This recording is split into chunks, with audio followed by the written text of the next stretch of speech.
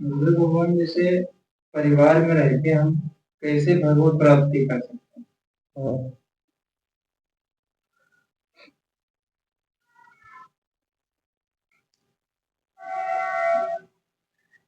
देखो प्रश्न बड़ा सुंदर है, ये आपका ही नहीं सबका प्रश्न है लगभग, है ना। हर भक्त का भाई सन्यासी तो बहुत कम होंगे, और हर गृहस्थ का ये प्रश्न है। तो गृहस्थी में रहकर मैं मानता हूं कि भागवत प्राप्ति बहुत सुलभ, बस हमको जो है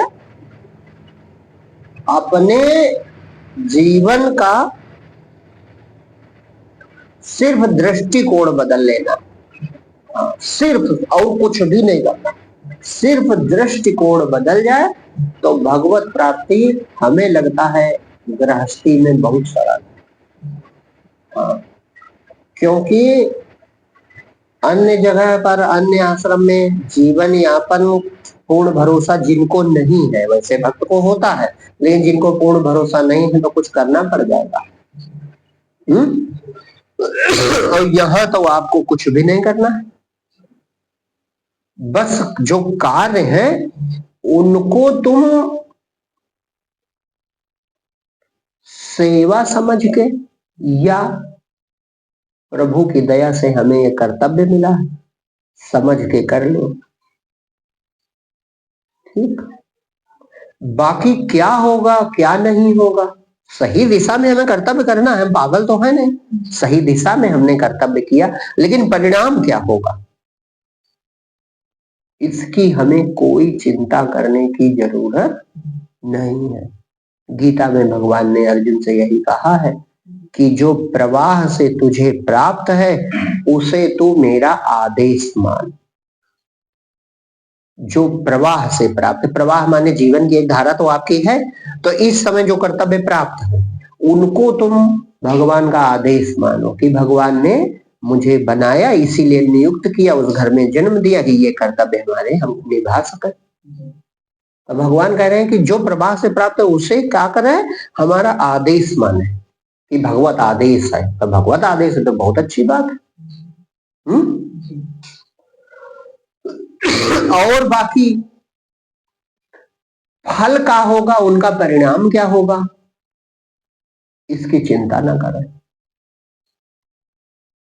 परिणाम तो भगवान देगा ही, और परिणाम से मतलब ही नहीं है, वो एक उसकी लीला मात्र है, जो उसे देना है वो किसी बहाने दे देता है।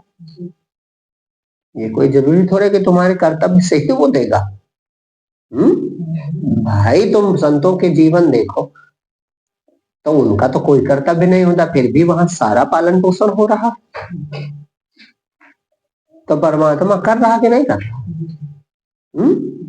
तो कर्तव्य से देगा कि बिना कर्तव्य के देगा, इसकी चिंता हमको नहीं करनी है, बस केवल कर्तव्य करना। और बाकी जैसे एक थोड़ा सा इस पे एक बार कभी बात हुई है योग वशिष्ठ की, तो वो चर्चा हम कर दें, ये सम्यक है और सबके लिए एक संतुलित बात है। जैसे वहां योग वशिष्ठ में राम भगवान पूछते हैं कि गुरुदेव कुछ ऐसा सरल मार्ग बताओ कि हर व्यक्ति जो परमात्मा को पाले इसी जन्म में। तो वशिष्ठ जी ने कहा उस समय के हिसाब से, उस भाषा में उसमें लिखा है कि जीवन में दिन में 24 घंटे में 8 पहर होते हैं। भाई हमारी यही समस्या है, हम ये काम कब करें, और भजन कब करें, ध्यान कब करें, भोजन कब करें, सत्संग कब करें, यही तो समस्या है। तो उसमें बहुत सुंदर बंटवारा था, वही बंटवारा आज के अनुसार हम थोड़ा बदल लें। वहां उन्होंने कहा 8 पहर होते हैं, एक पहर 3 घंटे का होता है, तो 8 पहर 24 घंटे हो गए, 4 पहर दिन के, 4 पहर रात के। तो उन्होंने 2-2 पहर के 4 टुकड़े किए। उन्होंने कहा 2 पहर का मतलब हो गया 6 घंटे जीविका के लिए काम करना चाहिए, जिससे हमारा जीवन चल जाए। 6 घंटे जीविका के लिए काम करें, 6 घंटे नींद लेनी चाहिए, 6 घंटे सोए। उन्होंने कहा तब था सतयुग की बात, त्रेता की बात है, तो कहा 6 घंटे नित्य कर्म करें। नित्य कर्म पहले अधिक होते थे, उसमें हवन तक शामिल था, तो 18 घंटे हो गए, फिर बचे 6 घंटे। तो कहा फिर भी 2 पहर बचते हैं उनकी भाषा में। उन 2 पहरों में एक पहर सुबह और एक पहर शाम जो स्वरूप का ध्यान करेगा वो परमात्मा को पा जाएगा। हाँ, कितना समय अभी कोई बैठ पाता। अच्छा, अब आज के अनुकूलन इसका थोड़ा सा कर लो। नींद वाला ठीक है 6 घंटे, ड्यूटी वाला जीविका का भाई तुम ज्यादा करना चाहते हो तुम 8 घंटा कर लो, कि इससे ज्यादा कोई काम करेगा? हम और बढ़ा दें 10 घंटे कर लो। जीविका का काम कितनी देर कर ले कोई? 10 घंटे। 10 घंटे कोई ड्यूटी नहीं होती। 10 घंटा में दिन बीत जाएगा। 10 घंटा जीविका का काम कर लो और 6 घंटे आप सोने में, तो 16 घंटे हो गए। फिर भी बच गए अभी आपके 8 घंटे। 2 घंटे में नित्य कर्म अब हो जाएगा। अब क्या करना है आपको? बस स्नान, ज्यादा से ज्यादा जल चढ़ा दिया या थोड़ा बहुत कुछ होता, 2 घंटे में हो जाएगा। स्नान और भोजन ये नहीं हो जाएगा एक एक घंटे, तो 18 घंटे हो गए। फिर भी अभी 6 घंटा बचा। वो 6 घंटा जो है आज के अनुसार हम कह रहे हैं कि आदमी 2 घंटा सुबह और 2 घंटे शाम को ध्यान में दे, मतलब ध्यान करे, स्वरूप का भजन करे, जो कर सकता है। थोड़ी देर प्राणायाम की, थोड़ी देर ध्यान किया, जैसा करे। और 2 घंटे प्रतिदिन सत्संग में भी लगावे, क्योंकि बिना सत्संग के ध्यान नहीं। जैसे 3 घंटे बिताने हैं तो 1 घंटा सत्संग सुनो या पढ़ो कोई किताब, योग वशिष्ठ है, अष्टावक्र गीता है, विवेक चूड़ामणि है, तमाम उपनिषद है, गीता कभी पढ़ लो, मतलब कोई भी सत्संग करो। कहने का मतलब 1 घंटा सत्संग में जाए कम से कम और 2 घंटे ध्यान में जाए, माने वो तीनों घंटे भजन में आपके जाने चाहिए। अभी नहीं ध्यान हो रहा है तो सत्संग ही करते रहो, सत्संग ही सुनो, वो भी ध्यान ही है, भजन है तो भगवान लगा। और शाम को तो जो 6 घंटे प्रतिदिन भजन में लगाएगा तो भगवत प्राप्ति नहीं होगी। अब ये तो एक बहाना हो सकता है, अब 10 घंटा बहुत हो गया। 10 घंटे माने बहुत हो गया, 10 घंटे जीविका के लिए लगा दो, तो गृहस्थी में भजन नहीं हो सकता का? हो सकता है, समय बहुत है। बस चक्कर इस बात का है कि हम समय का जब अपव्यय करते हैं तब ध्यान नहीं देते, और जैसे भजन और सत्संग की बात आई बस समय दिखाई पड़ने लगता। समय कहाँ मिल पाता है, और बड़ा कलयुग चल रहा है, और कहा बता, और चौराहे भाव 2 घंटे खड़े रहे। समाचार चैनल मोबाइल चलाने में बिना मतलब के मोबाइल पे जुटे, समय बता रहा आदमी। देखो आज इस समय हो रहा है कि नहीं?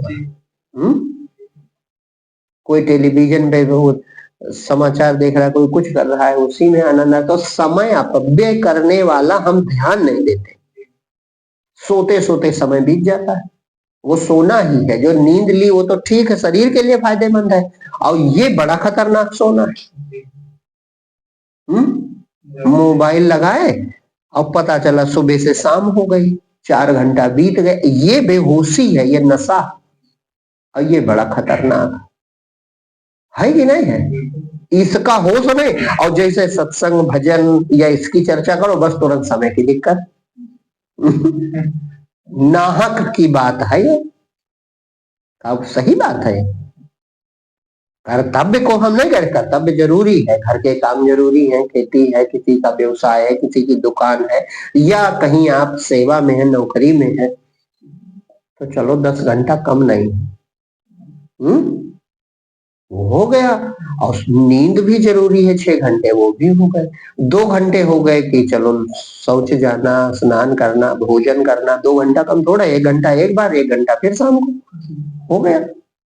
फिर भी 6 घंटे बच जाते हैं। और वो अगर आप विद्यार्थी हो तो पढ़ाई करोगे, और नहीं तो कहाँ जा रहा है? एक आम आदमी का 6 घंटा कहाँ जा रहा है? बिना मतलब जा रहा है कि नहीं जा रहा है? भाई हम समय के पाबंद नहीं है, माने ध्यान नहीं देते उस चीज, और ध्यान दे तो पता चले समय तो हमारे पास बहुत है। और वो 6 घंटे अगर इसी में बीते हठ पूर्वक, हठ पूर्वक, बल पूर्वक, जैसे कबीर ने भजन के बारे में लिखा, केसो कह के कूकिए ना सोइए असरार। असरार माने होता है जबरदस्ती, जबरदस्ती सोना, हठ पूर्वक भजन करो, ये चाहिए, ये भक्त का लक्षण। हठ पूर्वक भजन करो, नहीं मन लग रहा है फिर भी बैठो, कोई बात नहीं, मन लगे या ना लगे, भगवान तो देख रहा कि हमारे लिए बैठा है कि नहीं देख रहा, तो वो कल्याण करेगा। वो तो देखे ही रह के, देखो अपने मन को साध रहा है। साधक का मतलब का, साधक माने जो साध रहा है, सिद्ध को नहीं रोकना पड़ता, लेकिन हम साधक हैं तो हमें रोकना पड़ता है, तब भगवान प्रसन्न होता है, हृदय में ही विद्यमान है। तो वो देखता कि देखो हमें पाना चाहता, हमारे लिए प्रयासरत है, हमारी चर्चा सुनता है, हमारी कथा सुनता है, हमारा ध्यान करता है। अब यही वो चाहते हैं, कहते हैं मन मना भव मद भक्तो मद्याजी माम नमस्करो, मुझ में मन वाला हो जा, मेरा भक्त हो जा, मुझे प्रणाम कर, मेरी शरण में आ जा। तो जो वो चाहते हैं भगवान, वही तुम कर रहे हो, तो प्रसन्न नहीं है? तो कल्याण तो हो ही जाए। कोई बात यह है कि हम सो रहे हैं और चाहते हम नहीं है कुछ, दुनिया का जो तुरंत मिल जाए मनोरंजन वो चाहते, और जब कोई ये बात आती है तो सबसे बड़े, अरे बहुत व्यस्तता है आजकल कलयुग में महाराज, समय कहाँ। ये झूठी बात है, समय कैसे नहीं। और जो ऐसा कहते हैं वो उधर भी कुछ नहीं करते हैं, ये भी पक्का मानो। जो संसार में सफल है वो भक्ति भी कर सकते हैं, क्यों? क्योंकि उन्होंने समय का सदुपयोग किया होगा, इसीलिए संसार में सफल हुए। तो वो समय का सदुपयोग, समय का महत्व समझते हैं, तो वो इधर भी सफल हो गए। और जो आलसी है, सबसे बड़ा शत्रु आलस है। आलसी है, बस बातें बातें करना, कुछ नहीं, तब फिर कुछ नहीं होगा। अगर समय का प्रबंधन देखो तो आपके पास समय की कमी नहीं। और गृहस्थी में एक सबसे बड़ा लाभ कि आपने अपना कर्तव्य कर दिया, फिर भोजन कैसे होगा इसकी आप फिक्र तो करनी नहीं। समय से भोजन मिल जाएगा, समय से नाश्ता मिल जाएगा, समय से बिस्तर मिल जाएगा। बस एक चीज है, अपनी ड्यूटी के समय अपना कार्य कर दिया और बाकी बढ़िया भजन करो भगवान का, कोई बाधा भी नहीं पड़ेगी, न कहीं छोड़ के जाना है। बाकी तो सब एक है, प्रकृति यही रहेगी, चाहे आश्रम में रहो और चाहे गृहस्थ आश्रम में रहो। आश्रम इसको भी कहा जाता है, ये सबसे सभी आश्रमों का मूल है, इसी के सहारे तो और आश्रम चलते हैं, तो ये तो और श्रेष्ठ आश्रम है, हम तो ये कहेंगे। बस जरूर हम खुद अपने को धोखे में डालें, कल पर छोड़ रहे हैं, इंतजार कर रहे हैं, कल कब होगा, कभी कल होगा। करना है तो अभी करो, आज से शुरुआत करो। भजन करना है तो अभी करो, समय आएगा। महाराज देखो अब ऐसा ठीक हो जाए, फिर समय वो कुछ नहीं, झूठ बोलना है, सब बातें झूठ है कि कल होगा, परो होगा, ये सुधर जाए तब होगा, वो सुधर। रामकृष्ण परमहंस एक व्यक्ति के पास पहुंचे, उनका नाम भी वो देते, तो उनसे कहा कि भजन किया करो। तो कहा हाँ महाराज, हम सोच रहे हैं कि बेटे की शादी हो जाए, फिर हम आप ही की शरण में आ जाए। तो रामकृष्ण परमहंस ने कहा अब तुम कभी नहीं आ पाओगे। तो उसने कहा महाराज काहे? कहा अरे नहीं, हम जानते तुम कभी भी नहीं आ पाओगे। तो कहा अरे महाराज काहे ऐसा नाराज आप? कहा हम नाराज नहीं हो रहे, बड़े भोले भाले थे। कहा हम भैया नाराज नहीं हो रहे, हम जानते हैं तुम कभी भी नहीं आ पाओगे। सोचा ऐसा कहे तो हो सकता है चोट लगे बात की। तो उसने कहा महाराज बता। तो कहा तुम भजन करना चाहो तो इसी समय कर सकते, तुम करना नहीं चाहते तो अभी मोह तुम्हारा कहेगा बेटे शादी हो जाए, फिर कहोगे कि अब शादी हो गई तो पोते को मुंह देख ले, अब पोता हो जाएगा तो उसे संभालेगा कौन, और फिर कहोगे कि अच्छा अब हमारे रामू बड़े हो गए तो इनका भी ब्याह तो देख ही ले, तो इसी में तुम चले जाओगे, भजन कभी नहीं कर। कहने का मतलब करना है सो आज कर, बहुरी करेगा कब? तो फिर समय थोड़े आएगा, और समय हमें सबके पास है। कर रातों दिन आदमी काम किया करता है, कोई काम रातों दिन नहीं करता है। जो हमने समय 10 घंटे बता दिए, 10 घंटे नहीं, आदमी 5 घंटे काम नहीं करता। और जब अपना स्वयं का काम है तो 5 घंटे में भी उतना काम किया जा सकता है, तो कुछ दूसरा 8-10 घंटे में करे। जी अरे जब उसे निपटाना है हमें तो दक्षता पूर्वक करके किनारे करो। मुक्त हो गए, अब बढ़िया फिर भगवान का भजन करो प्रेम से। और कार्य करते समय भी भगवान का काम समझ के करो, तो उस समय भी भजन ही हो रहा। भगवत स्मरण बना रहा है कि प्रभु जब वो कहते मेरा आदेश मानो, तो यही समझो इसीलिए मेरा जन्म हुआ और ये सेवा मुझसे बन रही, बड़ा शुभ है। चलो इससे माता पिता को सुख मिलेगा, परिवार को सुख मिलेगा, भाई को सुख मिलेगा, तो हम कर रहे हैं। तो वह भी भजन हो जाएगा।